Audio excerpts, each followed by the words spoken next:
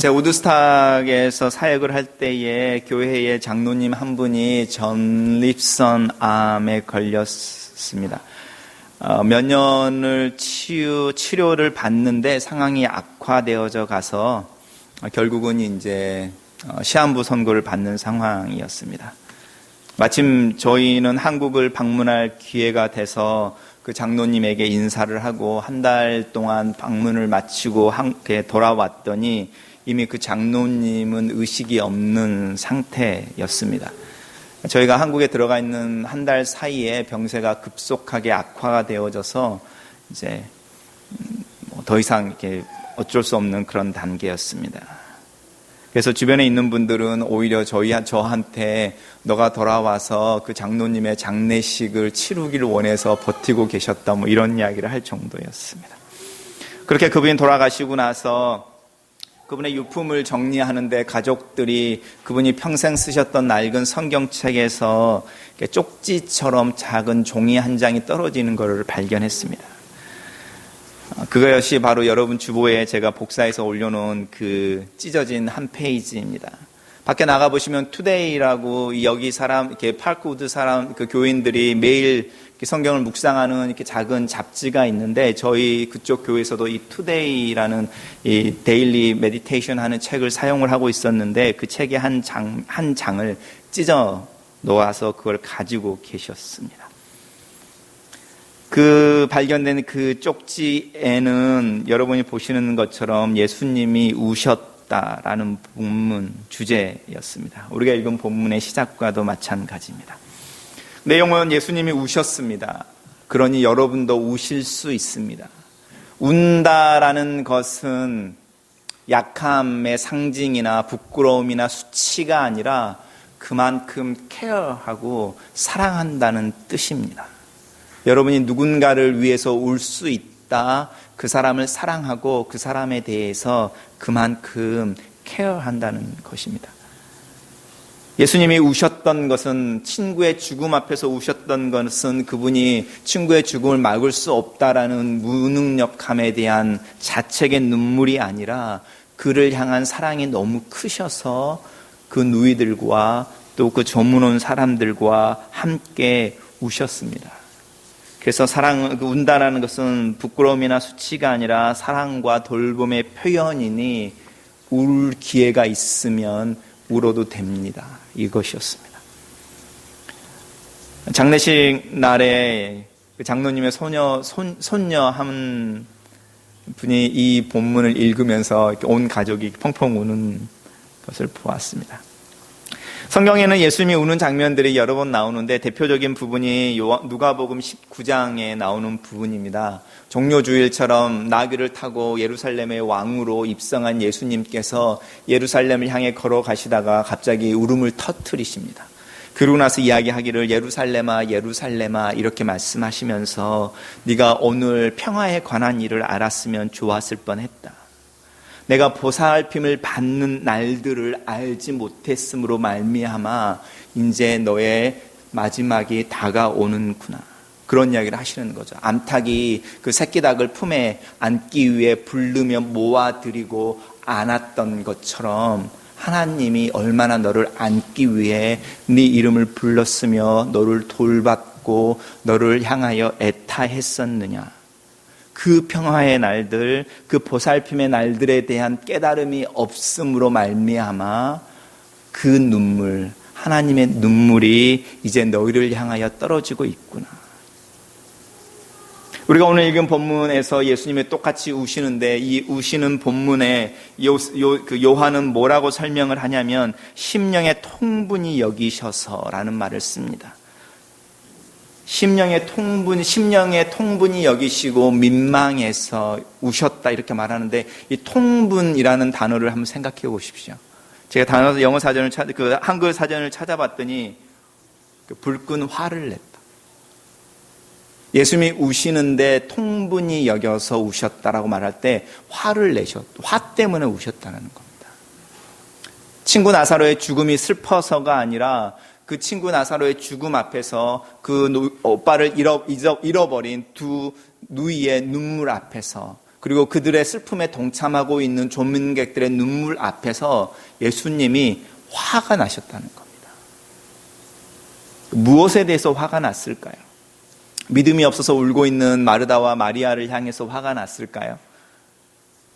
아니면 자기가 오는 것을 기다리지 못하고 죽어버린 나사로를 향해서 화가 났을까요? 근데 우리가 사실 예수님이 화를 내는 것처럼 우리도 화를 낼 때가 있습니다. 예를 들어서 여러분 한국에서 직장 생활을 하실 때에 오늘도 야근이야? 이렇게 화를 내신 적이 있죠. 우리 집 가족들 중에도 그렇게 화를 낼 때가 있는데, 예를 들어서 저희가 저녁에 식사를 막 하다가 갑자기 들려온 전화를 제가 받고 갑자기 병원에 가기 위해서 옷을 입고 막 떠나면 저희 아이들 중에 화를 내는 아이가 있습니다. 아빠 또 가? 이렇게. 그러면 이 아이가 화를 내는데 그 화를 내는 게 전화를 한 사람에게 화를 내는 것도 아니고요. 아빠가 목사인 아빠를 잘못 만난 아빠를 향해서 화를 내는 것도 아닙니다. 이 화를 낼 때는 어떤 그 상황이 있는 거예요. 전체적인 상황.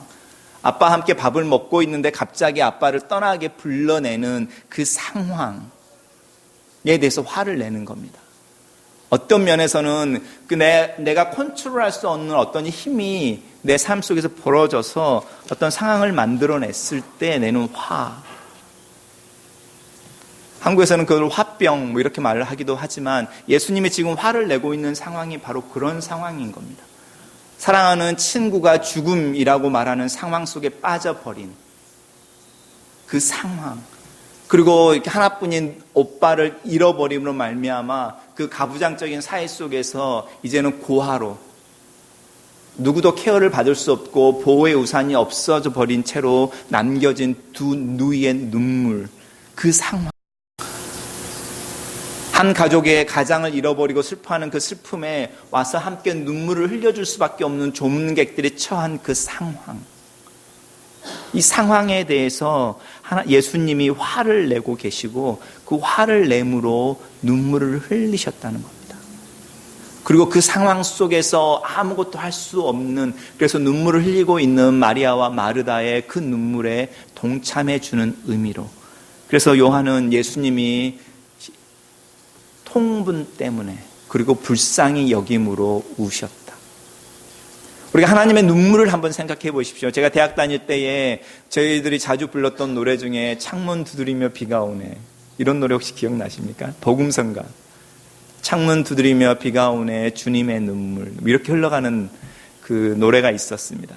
우리는 왜 예수님이나 하나님이 운다라는 생각을 하지 않을까요?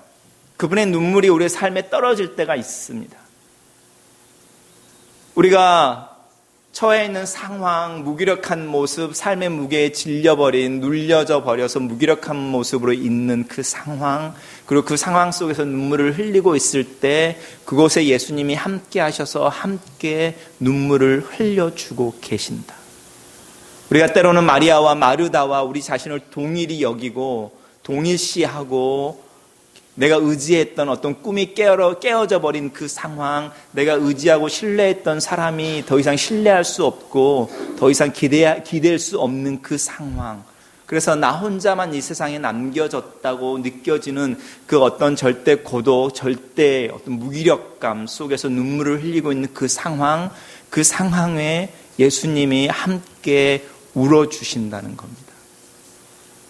예루살렘을 향해서 내가 너를 돌보던 날들, 내가 너를 향해서 끊임없이 말했던 평화와 평안에 대한 이야기들, 그것이 힘을 발휘하지 못하는 그 상황에 대해서 예수님이 우시고 그 상황 속에 있는 우리들의 연약함 속에 예수님이 함께 울어주신다는 겁니다. 그래서 여러분이 혼자 운다고 생각하지 마십시오. 여러분이 눈물을 흘리고 계실 때에 그 누군가가 여러분과 함께 울어주고 계십니다. 그러면서 요한은 이 예수님이 우셨다고 말하는 그 상황을 다른 문제로 바꿔갑니다. 예수님이 우신다. 믿어지십니까? 예수님이 나를 위해서 우신다. 믿어지십니까? 예수님이 나와 함께 울고 계신다. 믿어지냐라는 겁니다. 그러면서 이 요한복음 11장에 끊임없이 반복해서 드러나는 한 인물이 있는데 마르다라는 인물입니다. 우리 교회에서 워낙 마르다에게 나쁘게 평을 해서 저 또한 나쁘게 표현하기가 그렇지만 오늘 읽은 본문에서 마리아와 마르다의 가장 큰 차이는 마리아는 말을 아낀다는 겁니다. 그러니까 마리아는 보통 어떤 성도나 교우들과 같냐면 이렇게 와서 성당 이렇게 예배드리는 데 앉으면 눈물 펑 흘리고 아무 말도 안 하고 있는 사람, 말이 필요 없는 이런 굉장히 이모셔널하고요. 앞에만 앉으면 쟤는 맨날 울어 이렇게 말하는 사람들이 마리아 같은 사람입니다. 마르다는요 굉장히 지적인 교우입니다. 이 사람은 성경에 대한 이해도 굉장히 깊고요, 논쟁도 할 줄 알고요, 오늘 다음에 무슨 일이 벌어질지에 대해서 질문을 던지면 대답을 할 수도 있습니다. 예수님이 하나님이 보내신 자라는 믿음도 있고요, 이 세상이 끝나면 영생이 있을 거라는 믿음도 있고 그 다음에 부활이 있을 거라는 믿음도 있습니다. 또 예수님이 무엇인지 하시고자 하면 다 하실 수 있다라는 믿음도 있습니다. 그런데 오늘의 상황, 지금 여기서의 상황에서도 예수님이 그런 일을 하실 수 있을까라는 질문에 대해서는 머뭇거리는 사람입니다. 그러니까 어떤 면에서는 한국교회에서 유행했던 제자 훈련에 부작용이 있는 사람, 워낙 많은 백신을 맞아서 이제는 어떤 걸 이렇게 들어도 감동이 별로 없는, 그래서 내가 머리로 설교들을 재고 분석하고 이해해서 잘라 붙이기를 할 수 있을 정도의 편집 능력이 있는, 그렇지만 가슴에서부터 함께 울거나 가슴에서부터 적시는 생명은 없는, 믿음의 문제로 계속 돌이키면서 예수님이 마리아에게 계속 이야기를 하는 거죠. 내가 나를 믿느냐? 내가 나를 믿느냐? 내가 나를 믿으면 하나님의 영광을 볼 거라고 했지. 예수님이 우셨다, 우리와 함께 우신다라는 것이 믿음의 문제로 넘어갔을 때에 이 부분은 이해하는 영역이 아니라 공감하는 능력이라는 거죠. 여러분이 여러분과 함께 옆자리에 앉아서 여러분을 안고 우시는 예수님을 설명할 수 있는 게 아니고 느끼는 거죠. 그것은 어디다 그림으로 보여주는 게 아니고요, 나만 알고 있는 거죠. 예수님은 나를 안고 계시고 나를 이렇게 부둥켜 안아서 내 눈물을 닦으시고 함께 울어주시는 경험을 하시는 분들은 한 거죠. 그 간증에 대해서 1, 2, 3, 4 이렇게 말할 수 없고 너도 이렇게 하면 그걸 경험할 수 있어 이렇게 말할 수 있는 게 아니죠. 그러니까 어떤 면에서 믿음이라고 말하는 것은 논리의 문제가 아니라 머리의 문제가 아니라 가슴의 문제인 거며 논리의 문제가 아니고 경험의 문제인 겁니다. 그래서 우리가 이렇게 함께 앉아 있지만 하나님을 친밀히 느낀다라고 말하는 이 느낌이라고 믿음을 설명할 때는 논리의 문제가 아닌 거죠. 그래서 요한은 믿음의 문제에 있어서 이야기를 하는 겁니다. 하나님이 보내신 자 예수 그리스도를 믿는 그 믿음은 논리적으로 다 알아서 믿는 믿음이 아니라 하나님이 그의 사랑하신 자를 보내서 네 옆에 서게 하셨다라는 것을 믿을 수 있느냐. 그래서 이 믿음의 문제로 사도 요한이 지적하는 게 보고 만지고 안 믿음. 그러다가 요한복음이 뒤로 가면 보지 않고 만지지 않고 그래도 믿을 수 있는 믿음, 이렇게 바꿔주는데 그 안에 논리의 문제가 아닌 거죠. 그래서 우리가 하나님이 우리 함께 계시고 우리를 안아주시고 우리를 케어하시고 사랑하셔서 우리를 향해서 눈물을 흘려주신다라고 믿는 그 믿음은 우리 마음속에서부터 받아들이는 믿음, 머리가 아니라 가슴으로 믿는 믿음. 그리고 어쩌면 이 가슴으로 믿는 이 믿음이 예수 그리스도를 향해서 나아갈 때에 어쩌면 더 파워풀하게 우리의 신앙의 파운데이션처럼 깔아주는 그 믿음이라는 겁니다. 그리고 그 믿음이 한 단계를 넘어가면 뭔가를 보게 되는데 그 보게 되는 것이 바로 이 나사로를 살리는 예수님의 모습입니다. 예수님의 무덤 앞에 서서 나사로를 향해 서서 소리를 쳤죠. 나사로야 나오너라. 예수님이 소리를 쳤다라고 말하니 소리를 쳤다라는 똑같은 단어가 어디에 다시 쓰이게 되냐면 군중들이 예수를 십자가에 못 박혀라라고 소리쳤다라는 그 소리쳤다라는 단어에 똑같은 단어를 쓰는 겁니다. 요한이 말하고 싶어 하는 것은 내가 이렇게 죽음이라고 말하는 무덤에 갇혀있는 나를 향하여 내 이름을 부르며 나와! 라고 소리쳤던 그 예수님이 그 소리쳤던 그 소리 때문에 이 세상이 죽여라고 말하는 소리침을 들으신다는 겁니다. 내 이름을 불러서 무덤에서 나로 하여금 걸어 나오게 하신 그 예수님이 나를 대신해서 그 무덤으로 들어가신다는 겁니다.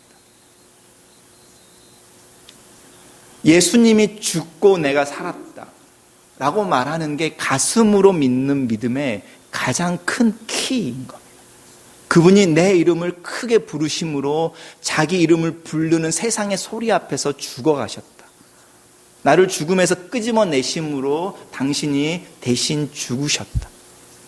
이걸 어떻게 논리로 설명할 수 있겠습니까?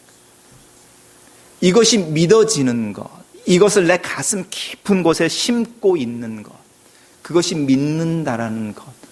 우리가 그것을 믿을 때에 하나님의 영광이 무엇인지도 이해한다는 겁니다.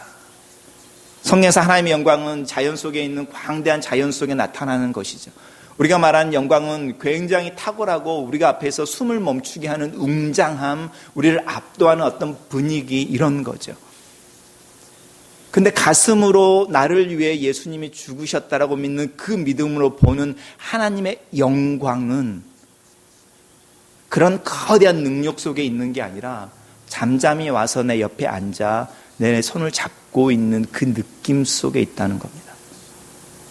땅은 흔들리고 모든 세상이 없어질 것 같은 거대한 지진이나 모든 걸 태워버릴 것 같은 불길이나 소용돌이나 회오리 같은 토네이도 이런 속에 있는 게 아니라 그런 게 다 지나가고 세미한 음성 속에 하나님의 사랑의 고백이 담겨 있는데 그거를 듣는 사람들이 보는 하나님의 영광이라는 게 있다는 겁니다.